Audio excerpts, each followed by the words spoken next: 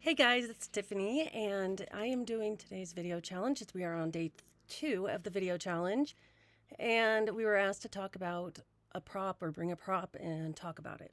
So today, my prop is a pine cone. The reason for a pine cone is because my life is like really, really chaotic and hectic, and I used to love to hike and be in the outdoors all the time, and it just gave me peace and silence and solitude. And I would go out and just write, no phone, nothing. Like, especially back when I was in high school and stuff, there was no cell phones and internet was just starting. It was just a lot more peaceful back then doing it. And I would hike and, you know, go up on mountains and look down at the lakes around here and or just go to the beach or even there's a river right up the street from me, and just walking up there would always give me peace. And just these past years have just been so tough for me with my husband having Huntington's disease. And well, he was diagnosed when my middle son was 1 years old.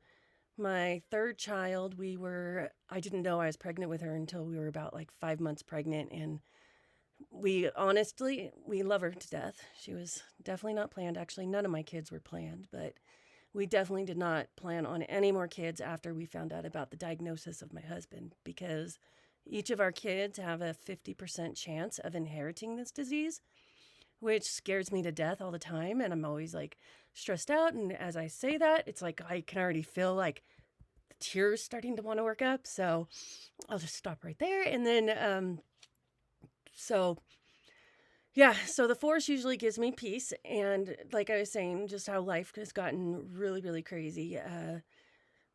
So it's been about 15 years since my husband got his diagnosis. And about 4 years after his diagnosis, he was put on disability. And at that point, my youngest child was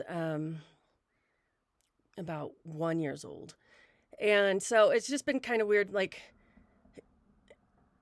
I've just been taking care of him now for the past 10 years. He hasn't been working.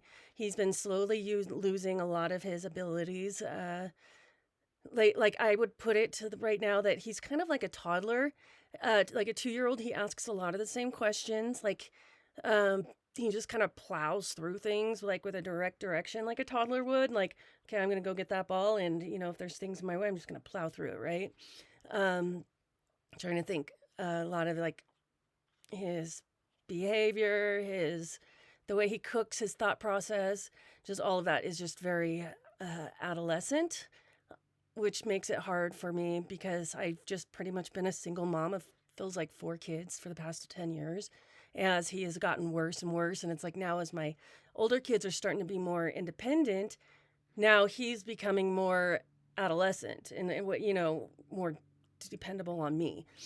Um, and so I just really don't get that much peace and time for myself. And I just have been really craving the forest or doing things. And it just seems like every time I start to go do it, somebody stops by our house.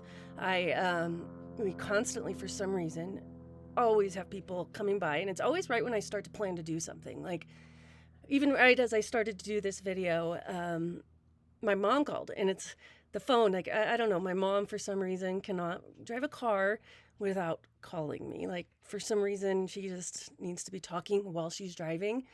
And her commute to work from, they live off the hill now since their house burned down or whatever, and they live about like an hour away from me, and they work up here though. They work in my town.